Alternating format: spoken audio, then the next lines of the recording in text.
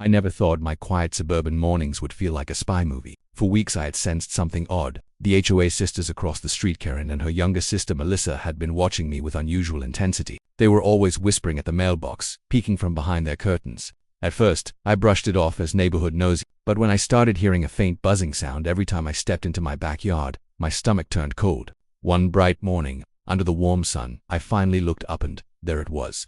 A sleek black drone hovered high above, its small camera lens glinting like an accusing eye. It wasn't some random kid's toy. This was deliberate. This was spying. I could see the sisters on their porch across the street, coffee mugs in hand, pretending to scroll through their phones while sneaking glances at me. My blood boiled. My own backyard, the one place I should feel safe, had become their private reality show. They had crossed the line. And that's when I remembered the old signal jammer I had in my garage from a tech experiment years ago. A wicked idea sparked in my mind. Sunlight poured over the neighborhood as the drone drifted closer, circling like a vulture. I walked calmly inside, plugged in the jammer, and waited. With a soft whir, the machine hummed to life. Seconds later, the drone began to wobble, its steady flight faltering. The sisters stood up on their porch, shielding their eyes, clearly panicking. And then, with a spectacular splash, it fell right into their own pool. That was the moment the power shifted. For the first time, I wasn't just the neighbor they could push around. I was the one holding the remote, metaphorically speaking, and I wasn't going to be their victim anymore. Asterisk.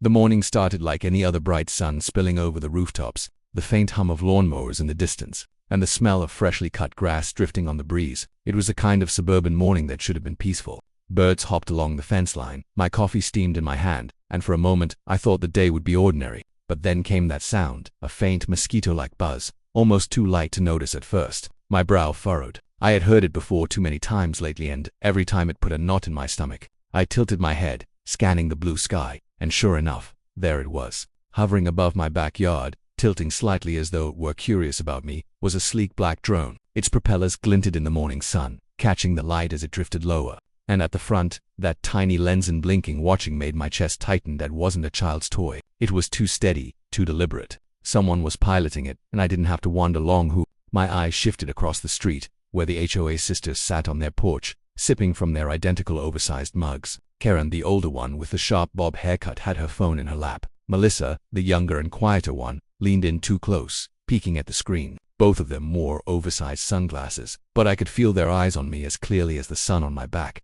I clenched my jaw. This wasn't just neighborhood nosiness anymore. This was surveillance. My backyard, the one place where I watered my plants, grilled burgers, or just read in the afternoon, had become their personal show. I thought of how many times that buzzing had hovered above me while I weeded the flower beds or washed down the patio. How many times had I shrugged it off, telling myself it must belong to some teenager testing out a new gadget. Now, with the sisters sitting right there, smirking, the truth was impossible to ignore. I tried to stay calm. I sipped my coffee, staring straight at the drone as though daring it to come closer. The sisters whispered to each other and laughed, covering their mouths like schoolgirls caught gossiping. My blood boiled. I wasn't the only one in the neighborhood who had issues with them. Everyone knew the sisters ruled the homeowners association with iron fists disguised behind pastel cardigans and polite smiles. They had fined people for leaving garbage bins out too long, for grass growing an inch too high, for parking cars half a foot over the curb. But this was a new level of control. They weren't satisfied with bossing people around on paper. Now, they wanted to watch, to catch, to humiliate. The drone dipped lower, only 20 feet above the grass now. Its shadow passed across my lawn chairs, stretching thin in the bright sunlight. I could feel the anger rising in me, mixing with something else, a kind of sick helplessness. What was I supposed to do? Call the police? They'd laugh me off. Complain to the HOA? That was their kingdom. Go confront them directly? They'd deny everything, twist the story, and somehow turn me into the villain. The worst part wasn't the invasion of privacy, it was the smugness. They knew they could get away with it. They knew no one in the neighborhood would dare challenge them. And that smug tilt of Karen's chin as she whispered to Melissa and laughed made me want to throw my coffee cup straight at their porch. Instead, I forced myself to sit down at the patio table. If they wanted to watch, let them. I picked up the morning paper, though I couldn't focus on a single word. The drone hovered, then shifted position, circling my yard like a predator. I could hear the faint whine of its propellers over the chirping of birds. My hands gripped the newspaper too tightly, crinkling the pages. Finally, I stood up. Enough was enough. I walked toward the back fence, pretending to examine the plants, but really, I was trying to steady my thoughts. I couldn't let them win. If I confronted them head-on, they'd twist it into a scene. If I did nothing, they'd only grow bolder. I needed a way to turn this around, to make them regret underestimating me. That's when I remembered the old signal jammer in the garage. It was from years ago, a leftover from a project I'd built with a friend during a tech phase. A boxy little device, nothing fancy, but powerful enough to cut the signal of nearby gadgets. The thought came suddenly, sliding into my mind with an almost wicked satisfaction. I pictured the sisters' smug faces as their precious toy sputtered out of control. I pictured the drone falling, not on my yard, not on the street, but on their property somewhere that would sting.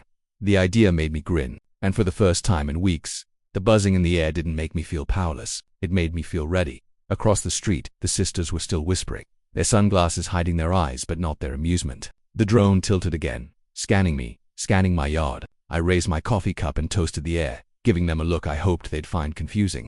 Then I turned, walking back inside. The cool air of the house greeted me, but my pulse was hot and fast. I knew then that I wasn't going to take this lying down. They thought they held all the cards. They thought they could peer into my life whenever they wanted. But soon, very soon, I'd show them what happens when you push someone too far. And as sunlight spilled across the neighborhood, I could already hear the sisters' laughter drifting faintly through the open window. It only made my resolve harder. They wouldn't be laughing for long.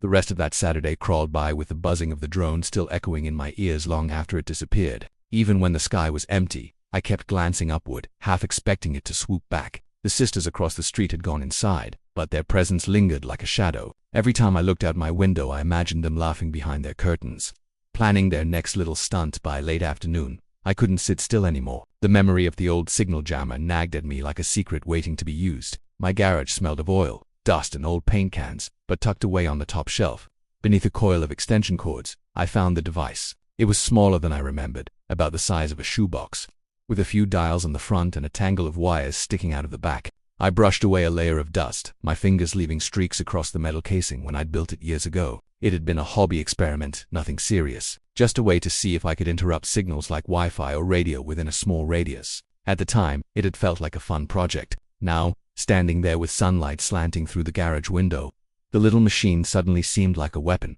I carried it to my workbench, plugging it into an old power strip. The device hummed faintly as a green light blinked to life. My pulse quickened. It still worked. I adjusted the dials, careful and slow, remembering the ranges I had tested before. The hum grew louder, a low vibration that tickled the air. I flipped it off, satisfied. The plan was risky, but the thought of those smug faces drove away my hesitation. The drone had been more than an annoyance. It was a line crossed, a violation of privacy that no one should tolerate. And if the sisters wanted to play games, I was more than ready to play back. The next morning, the sun came up golden and sharp, cutting through the curtains. I brewed coffee but barely tasted it, my mind fixed on the device waiting in the garage. I didn't have to wait long. Around 10, the buzzing returned. I stepped out onto the patio, pretending to water the plants. There it was, drifting across the bright blue sky, its little camera glinting like an unblinking eye across the street. The sisters sat in the exact same spot as before, mugs in hand, sunglasses on, as if their lives revolved around this ritual. Karen's posture was stiff and proud, Melissa's more playful as she tilted her phone to control the drone. My anger burned hotter with every second. I forced myself to act casual. I watered the roses, crouched near the fence, even hummed a little tune. The drone hovered lower, circling as though curious about my every move. Then, as casually as I could, I slipped back inside, shutting the sliding glass door behind me in the garage. My hands shook slightly as I flipped the switch. The jammer gave its familiar hum, louder now, steady and strong. I imagined invisible waves rippling out, slicing through the air, cutting the thread between controller and machine. I hurried back to the window. The effect was almost immediate. The drone faltered, its smooth hover becoming clumsy. It tilted left, then right, correcting itself awkwardly like a drunk trying to walk straight. Across the street, the sisters jumped to their feet, their mugs forgotten. Melissa jabbed frantically at her phone, her shoulders tense. Karen grabbed her arm, shouting something I couldn't hear. The drone spun in a small circle, then dipped lower. My heart pounded in my chest, adrenaline rushing. It wasn't falling yet, but it was struggling, like a bird with a broken wing. The sisters shouted again, pointing toward the drone. Their perfect calm was gone, replaced with panic. I twisted the dial on the jammer ever so slightly. The drone lurched. Its camera tilted wildly, catching flashes of rooftops and fences. I leaned closer to the glass, unable to look away. And then it happened. With a sputter and a sharp whine, the drone dropped. It fell fast, clipping a tree branch, then plunging straight into the sisters' backyard. There was a split second of silence, then a splash so loud it echoed down the street. Water sprayed up like a fountain, sparkling in the sunlight. I covered my mouth, half in shock, half in delight. Their pool. It had landed right in their pristine crystal blue pool. Across the street, Karen screamed. her voice sharp and shrill even from where I stood. Melissa scrambled to the edge of the pool, waving her arms like she could command the machine to rise out of the water. The drone bobbed pathetically on the surface before sinking with a gurgle. I couldn't help it. I laughed. A real, deep laugh that filled my chest and shook the tension from my shoulders. Weeks of frustration evaporated in an instant. The sisters had been so sure of themselves, so smug in their control. And now, their precious toy was lying dead at the bottom of their pool. Karen turned, scanning the street as if searching for someone to blame. For a moment, her eyes seemed to land on my house. I stepped back quickly from the window, my heart racing again. Would they suspect me? Would they know? But then I thought of the evidence or lack of it. To them, the drone had simply malfunctioned. A technical error, a battery failure, anything but sabotage. I had been careful, and the beauty of it was that they couldn't accuse me without revealing what they'd been doing in the first place. By the time I returned to the backyard, the sisters were still pacing around their pool, shouting at each other. Neighbors peeked from their windows, curious about the noise. Karen noticed and quickly shooed Melissa inside, dragging her by the arm. Within minutes, their porch was empty, their curtains drawn tight. I sat down at my patio table, the sun warm on my face, and sipped the coffee I'd left behind. For the first time in weeks, the air felt still, peaceful, no buzzing, no prying eyes, just birdsong and the faint sound of sprinklers from a nearby yard. But beneath the calm, I felt something else stirring. Victory for once. The sisters had been outsmarted, and it had been me who turned the tables. Still, I knew them well enough to realize this wasn't the end. They wouldn't take humiliation lightly. Their pride had been punctured, and they'd want to repair it. To strike back somehow as the sun climbed higher. I leaned back in my chair, a smile playing at my lips. Whatever came next, I was ready.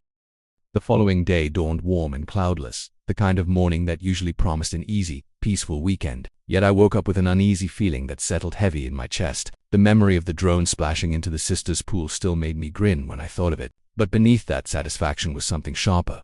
The knowledge that Karen and Melissa would not simply let it go. I brewed coffee slowly, listening to the faint sounds outside, the creak of a neighbor's sprinkler, the distant bark of a dog. For the first time in weeks there was no buzzing overhead, no little camera lens watching me from the sky. That part was blissful. But across the street, the sisters' house looked different. Their curtains were tightly drawn, and their usual morning routine on the porch was absent. No mugs, no sunglasses, no smug smiles. It was as though they had retreated into their lair to regroup. I couldn't help but imagine what their conversation must have sounded like after the crash. Melissa, nervous and frustrated, probably whining about the cost of the ruined drone. Karen, furious and determined, plotting her next move like a general whose soldiers had been defeated. The thought both amused and unsettled me. By noon, my imagination proved correct. I was trimming the hedges along my fence when Karen stormed out of her front door, clipboard in hand. Her sister followed close behind, carrying a thick binder I recognized all too well, the HOA rule. They weren't laughing now. Their faces were pinched, lips pressed into thin lines. Together they marched across the street, their heels clicking against the pavement, as though the entire neighborhood were their courtroom. I pretended not to notice until they reached the edge of my yard. "Good afternoon," Karen said stiffly, her voice coated with a thin layer of politeness that fooled no one. "Afternoon," I replied, deliberately casual. I set down the trimmers and wiped my hands on my jeans. Melissa opened the binder with a dramatic flourish, flipping through pages until she found the section she wanted. "We've received reports," she said, adjusting her glasses, "that your fence is over regulation height by at least 3 inches. I stared at them. 3 inches. That was what they had come up with. I nearly laughed but managed to hold it in. "Really?" I asked. "Funny, because that fence was approved by the HOA years ago." Karen tapped her clipboard with a sharp click. "Rules change, and as board members, it's our duty to enforce them. We'll need you to address the issue immediately, or fines will begin to accrue." Their eyes flicked toward my backyard, subtle but deliberate. They wanted me rattled. They wanted me to know they could still reach into my life, even without their drone. "I'll look into it," I said, my voice even. Inside, I felt a spark of defiance. They thought they could push me back into a corner. But all I could think about was their sputtering drone sinking into that pool. Karen pursed her lips. "See that you do with that." She turned sharply, leading her sister back across the street. Melissa glanced over her shoulder once, her expression less confident than her sister's. She looked almost worried. The rest of the day passed in tense silence. Their curtains stayed shut, but I caught glimpses of movement inside, shadows pacing, heads bent together in whispered discussion. It was obvious they were planning something bigger by evening. As the sun sank low and painted the houses gold, I walked through my backyard to water the plants. The air was still and heavy, the kind of quiet that makes you feel watched even when no one is around. I glanced at the sky out of habit, half expecting another drone, but it remained clear. That was when I noticed the flyer tucked into my gate. I pulled it free and unfolded it. My stomach twisted. It was an official-looking notice from the complete with their letterhead and bold text, "Violation Notice." According to them, I had accumulated multiple infractions: my fence, my lawn edging, even the placement of my garbage bins. The fines listed at the bottom were outrageous, far more than any neighbor had ever received. I laughed bitterly. Of course, this was their retaliation. They couldn't accuse me of tampering with their drone without exposing themselves, so they were using the HOA as their weapon instead. But as I stood there in the fading light, holding that paper, I realized something important. They had made a mistake. They had shown their hand too quickly, too aggressively. And unlike the buzzing of a drone, these papers left a trail one I could use. But next morning I decided to test them. I walked out to get the mail at the exact time Karen usually went to check hers. Sure enough, she was there, clipboard under her arm, posture stiff as a soldier. Melissa hung back a few steps, clutching another thick stack of papers. "Morning," I said cheerfully, sliding letters from my box. Karen's jaw tightened. "Morning." Melissa kept her head down. For a brief second, our eyes met, and I saw something flicker, then not malice, but doubt. She was following her sister's lead, but she wasn't entirely convinced. That gave me an idea. Over the next few days, the notices kept coming, each one more absurd than the last. According to them, my grass was a shade too dry, my porch light too dim, my garden hose improperly stored. Neighbors started whispering, watching the drama unfold. A few even asked me directly what I had done to get on the sisters' bad side. I just smiled and said nothing. Let them wonder the sisters thought they were tightening the noose. But what they didn't realize was that the neighborhood was watching them too. Their pettiness was becoming too obvious, their vendetta too personal, and in a place where appearances mattered. That was dangerous for them. One evening, as I sat on my porch enjoying the last rays of sunlight, Melissa came outside alone. She lingered by the mailbox, shuffling through envelopes, her shoulders tense. I considered walking over, maybe even striking up a conversation, but I held back, choosing instead to observe. She glanced once at my house, then quickly away, like someone caught in a lie that had hit me then. Melissa might not be as loyal to Karen as she pretended, and if there was a crack in their alliance, maybe I could use it. For now, though, I leaned back in my chair, letting the warm evening air wash over me. The sisters thought they had regained control, but I could feel the tide shifting again. They had declared war with paper notices and phony fines, but I still held the secret of their drone's downfall, and as the stars began to peek through the twilight, I promised myself one thing: this battle was far from over. The sisters were quiet for 2 days after their wave of violation notices, but I knew it wasn't over. With Karen, silence never meant surrender, it meant she was planning something more elaborate. On the third morning, I found out exactly what. I stepped outside with my coffee, enjoying the soft warmth of the sun on my face. The neighborhood looked normal enough. Sprinklers ticking, children riding bikes, the faint sound of a lawnmower blocks away. Then I saw the banner that it was tacked neatly to the community board at the corner of the street, where residents posted garage sales or babysitting ads. In bold, unfriendly letters, it read, "Attention neighbors, ongoing HOA violations at my address." Below was a list of supposed infractions, exaggerated to absurd levels: unsightly weeds, improper waste disposal, unsafe fencing. At the bottom, signed neatly in blue ink, "Karen and Melissa, HOA board members." Heat rose in my face. It wasn't just private notices, now it was public humiliation. They wanted the whole neighborhood to see me as a troublemaker, a rule breaker, someone unfit for the community. I stood there, flyer in hand, and felt the stares of a passing jogger who glanced from the paper to me that evening. I noticed more changes. My trash bin, which I'd left neatly by the side of my house, was dragged halfway into the street. A bright orange sticker reading HOA warning was plastered across it. My mailbox had a similar sticker. Even the flower bed by my front porch wasn't spared. Someone had stuck a little laminated sign into the soil, declaring it a landscape violation. It was all their work, of course. They were escalating, using shame and spectacle as their weapons. But what they didn't realize was that every stunt only fueled my resolve. The neighborhood was beginning to whisper. That much was clear when Mr. Dalton from next door stopped by as I was hosing down the driveway. He leaned on the fence, his brow furrowed. "Hey," he said in a low voice, "you got enemies across the street or something?" "You could say that," I replied, setting down the hose. He shook his head. "They've been putting flyers in mailboxes about you. Most folks don't buy it, but they're making noise." "Figures," I muttered. Dalton sighed. "Look, we've all dealt with their nonsense before, but this is extreme. If you've got proof of what they're doing, now might be the time to use it." His words stuck with me long after he left. Proof, that was the one thing they hadn't considered. They were bold enough to write notices and slap signs everywhere, but they didn't know I'd seen their drone, watched it hover, watched it crash. They didn't know I'd connected the dots, and they certainly didn't know I had neighbors starting to see through them too. Later that night, I sat at my kitchen table with a notebook, jotting down ideas. Every move they made was about control, rules, fines, shame. But control only works if people agree to follow. If I could show the neighborhood just how far they'd gone, their power might start to crumble. The first opportunity came sooner than I expected. 2 days later, the HOA scheduled a community meeting in the clubhouse, one of those dull gatherings where they discussed landscaping budgets and parking lot repainting. Karen chaired the meetings, naturally, while Melissa sat beside her as most neighbors attended reluctantly, more out of obligation than interest. But this time, the room buzzed with quiet tension. The flyers and notices had everyone talking. I sat near the back, arms folded, watching. Karen called the meeting to order, her voice sharp and commanding. Before we move on to the agenda, she began, we need to address a growing issue of certain households have been ignoring repeated warnings, and as board members, we cannot let this slide. Her eyes flicked toward me, just long enough for everyone else to notice. Murmurs rippled through the room. Melissa shuffled papers nervously at her side. I let them talk, their voices dripping with authority, listing off violations like a prosecutor presenting evidence. Finally, when Karen opened the floor for comments, I stood. Funny thing about rules, I said, my voice steady but carrying through the room. They're supposed to apply to everyone equally. A few heads turned. Karen's smile tightened. Do you have something you'd like to share? Yes, I said. I'd like to know if spying on neighbors with drones is considered an HOA-sanctioned activity. Because if it is, I must have missed that page in the rulebook. The room went dead silent. Karen's eyes widened, just for a split second, before she masked it with a scoff. That's a ridiculous accusation, is it? I asked, pulling my phone from my pocket. I had snapped a photo the morning before the crash, the drone hovering clearly above my yard, the sisters visible on their porch in the background. I'd debated whether to use it, but now felt like the perfect moment. I held it up for the room to see. Gasps broke out. People craned their necks, whispering to one another. Melissa's face drained of color. Karen tried to speak, but her words stumbled. That could be anyone's drone. Sure, I said.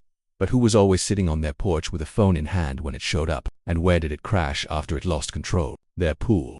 The murmurs grew louder now, skeptical eyes turning toward the sisters. Karen's control was slipping, and she knew it. She slammed her clipboard on the table. This is irrelevant. We are here to discuss community order, not to entertain wild stories. But the damage was done. People weren't laughing, and they weren't looking at me anymore, they were looking at her. The seeds of doubt had been planted, and in a community where reputation was everything, that mattered more than any fine or notice.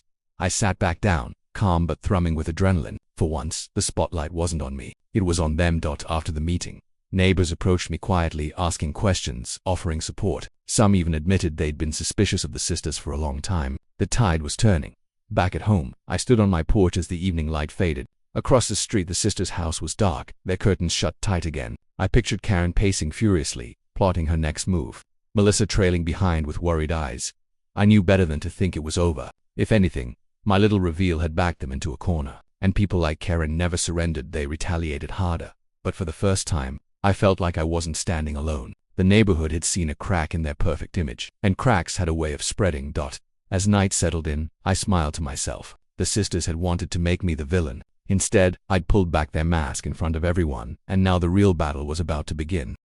The days after the HOA meeting were strangely quiet. The flyers stopped appearing, the warning stickers vanished, and the community board was suddenly empty of hostile messages. It was as if the sisters had retreated, licking their wounds. But I knew them too well. Karen wasn't the type to surrender. She was the type to double down, to come back harder when she felt cornered. For a moment, though, the peace was intoxicating. Neighbors who had once kept their distance now waved at me from their lawns. Mr. Dalton stopped by with extra tomatoes from his garden, joking about how the HOA queens had finally been knocked off their throne. Even Mrs. Larson, who usually sided with the sisters, muttered about how drones were a step too far. The shift was real. People were beginning to see through them. That fragile calm lasted until Saturday morning. The sun was bright, the air warm, and I was cleaning out the gutters when I noticed a small crowd forming on the sidewalk. Curious, I climbed down the ladder. The noise grew louder, gasps, whispers, and a few nervous laughs. I rounded the corner of my yard and froze. There it was. A giant sign planted in my lawn, staked into the soil with thick wooden posts, in bold red painted red, Violator. Below that, in smaller letters, non-compliant, disruptive, dangerous to the neighborhood. My fists clenched. This wasn't just petty anymore, it was public defamation. They wanted to humiliate me in front of everyone, to mark me like a criminal. Neighbors gathered closer, muttering. Some shook their heads at the sisters' cruelty. Others simply watched in shock. Across the street, Karen and Melissa stood proudly on their porch. Karen's arms were crossed, her chin tilted high like a queen surveying her kingdom. Melissa fidgeted beside her, less certain, but she didn't move to stop her sister. For a long moment, I just stared at the sign, the rage boiling inside me. But then, something shifted. Instead of shame, I felt clarity. They had gone too far. They had revealed themselves for what they truly were, not protectors of the community, but bullies desperate to hold power. And now, everyone could see it. I grabbed the signpost with both hands and yanked it out of the ground. The crowd gasped, watching as I dragged it across the street. Karen's smug smile faltered as I dumped it right onto her pristine lawn. The wooden frame cracked loudly against her perfect walkway. "You want everyone to know who the violators are," I said, my voice ringing clear in the sunlight. "Start with yourselves." The crowd murmured in agreement. Several neighbors nodded, some even clapping quietly. Karen's face went crimson. She opened her mouth, but for once, no words came. Melissa stepped forward, her voice trembling. "You can't. What?" I cut in. "You've sent notices, plastered flyers, spied on me with a drone, and now you're vandalizing my property. That's not leadership. That's harassment, and I think everyone here knows it." The silence that followed was heavy. Then Mr. Dalton spoke up. "He's right." Others chimed in, voices rising one after another. "They've been targeting people for years. Remember when they fined me for my mailbox color? They've gone too far this time." Karen's composure cracked. She shouted over them, her voice shrill. "We are the HOA board. We decide the rules." But Melissa's mask slipped. She turned to her sister, panic in her eyes. "Karen, stop. They're not with us anymore." That broke the tension completely. Neighbors stepped forward, forming a loose circle around me, not them. The sisters, once untouchable, stood exposed under the bright morning sun, their power unraveling faster than they could control it. I didn't gloat. I didn't need to. Instead, I looked Karen dead in the eye and said, "This ends now. You can't bully people forever. Not with drones, not with fines, not with lies. The neighborhood deserves better." The crowd erupted into agreement, louder this time, bolder. Someone suggested a petition to remove them from the board. Someone else said they'd call a special meeting. Within minutes, a plan began to form, not by the sisters' command, but by the will of the people they had mistreated. Karen's face twisted in fury, but she could see it. To her reign was over. Melissa shrank behind her, no longer defiant, just small and unsure. Without their authority, without their fear tactics, they were just two women standing on a porch with no allies left. The sign lay cracked and broken in their yard, a fitting symbol of their fall. I turned away, walking back to my house as the neighbors continued to talk, to laugh, to plan for a future free from the sisters' grip. For the first time in months, I felt lighter. My backyard, my home, my life, it was mine again. Later, as I sat on my porch with a fresh cup of coffee, the street was alive with a different kind of energy. Children rode bikes freely, couples walked dogs without glancing nervously at the sisters' house, and laughter drifted through the air. Across the street, the curtain stayed drawn. The war was over, not because I had fought alone, but because I had shown the truth, and the truth gave others the courage to stand up. The sisters had lost the one thing they needed most: control. I leaned back, watching the sunlight dance across the rooftops, and smiled. Sometimes the best revenge isn't crashing a drone or tearing down a sign. Sometimes it's just living free, while the people who tried to control you fade into the background, powerless and forgotten. And that's exactly how I intended to live from now on.